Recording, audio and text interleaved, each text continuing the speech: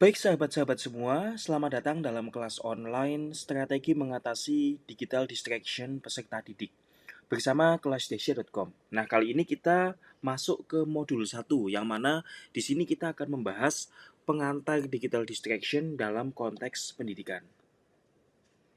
Baik sahabat, tidak perlu berlama-lama, langsung saja kita mulai materinya ya. Nah, kita jelaskan dulu tentang apa yang dimaksud dengan digital distraction ya. Sederhananya, digital distraction atau distraksi digital adalah gangguan yang muncul dari hal-hal yang bersifat digital. Maksudnya apa? Ya tentu saja untuk hal-hal yang bersifat digital saat ini adalah kita semua pasti terhubung dengan hal yang sifatnya digital. Media sosial, ya, eh, aplikasi pesan seperti WA, dan lain sebagainya. Intinya, di setiap ponsel, di setiap gawai yang kita miliki, itu berpotensi membuat kita mengalami digital distraction. Ya, jadi digital distraction itu adalah gangguan dari perangkat digital yang mengalihkan perhatian dari tugas utama. Kalau dalam dunia pendidikan, tugas utama yang dimaksud adalah belajar. Mengajar pun juga termasuk, Bapak Ibu ya. Misalnya kita sedang ngajar di kelas, tapi kita nggak menyimpan handphone kita.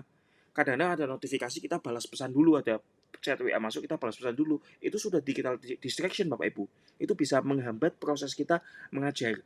Nah, kalau di kalangan peserta didik, digital distraction ya sama.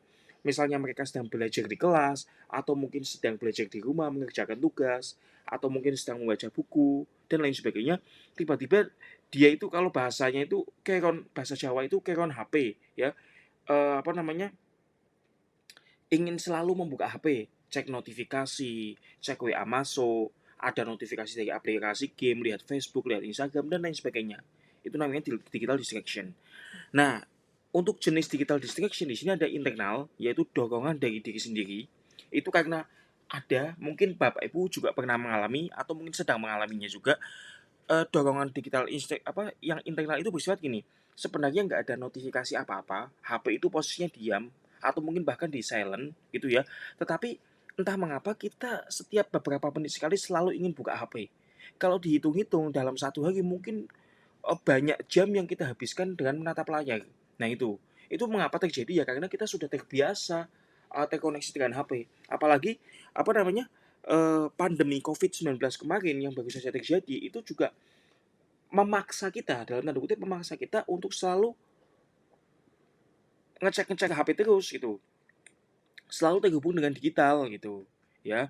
Nah, kemudian ada juga dorongan eksternal yaitu gangguan dari luar ya misalnya apa namanya notifikasi ya itu kan dari luar berarti bukan dari diri kita, bukan dari dalam diri kita, dari luar.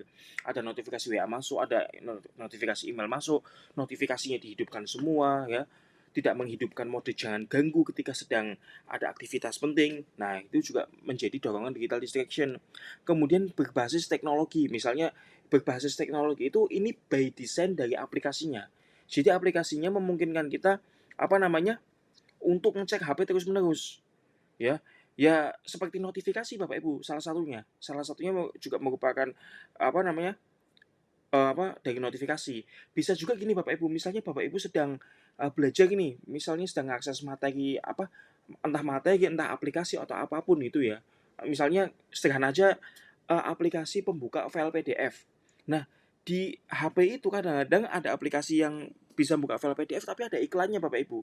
Nah, itu kan merupakan masuk ke desain aplikasi. Ketika kita sedang asik membaca file PDF, sedang membaca materi di file PDF, tiba-tiba beberapa menit kemudian muncul iklan. Nah, itu juga merupakan digital distraction Bapak Ibu.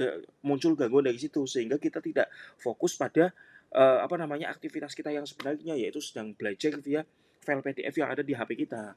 Gitu ya. Nah, ini kalau contoh digital distraction ya ini dorongan cek sosial media, notifikasi, fitur autoplay ya seperti yang saya sampaikan tadi ya, yaitu ketika ada iklan, iklannya itu tiba-tiba muncul autoplay, kita dipaksa nonton iklan kalau mau terus menggunakan aplikasi. Nah, itu salah satu yang menjadikan digital distraction. Oke, kita next. Nah, dampaknya apa? Dampak digital distraction. Ya pertama, penurunan fokus dan konsentrasi.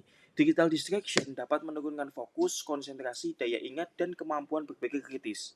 Kemudian juga peningkatan stres dan penurunan motivasi. Digital distraction dapat meningkatkan stres, menurunkan motivasi dan kepuasan belajar, serta meningkatkan perilaku menunda, prokrastinasi. Ya, kalau kita misalnya kita sedang melakukan aktivitas, sedang kerja, misalnya sedang bikin laporan, sedang mengerjakan tugas-tugas administrasi. Kemudian kita terdistraksi digital, misalnya sambil ngecek notifikasi di Facebook dan lain sebagainya gitu ya. Itu ujung-ujungnya kita akan nunda-nunda apa yang menjadi tujuan utama kita, apa yang menjadi pekerjaan utama kita, akhirnya tertunda-tunda karena kita khawatir atau ada dorongan untuk ngecek notifikasi terus gitu.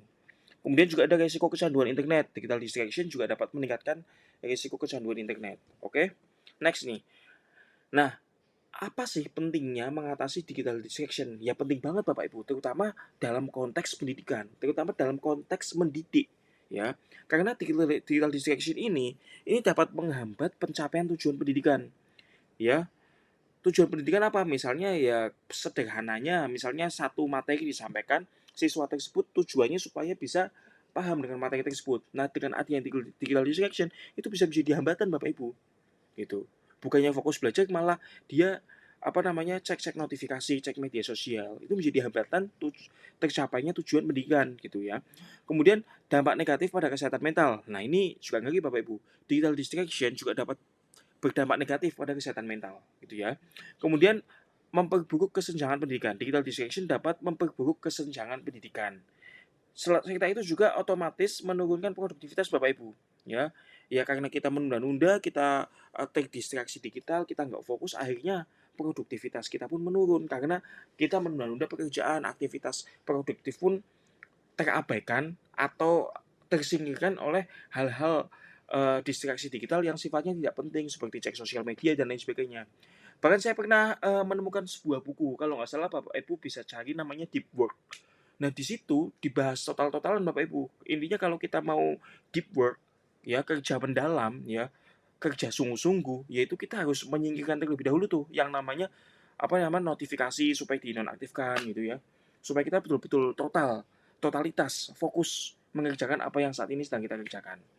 Nah, demikian Bapak Ibu tentang pengantar digital distraction dalam konteks pendidikan. Kita akan lanjut ke materi selanjutnya. Salam bahagia.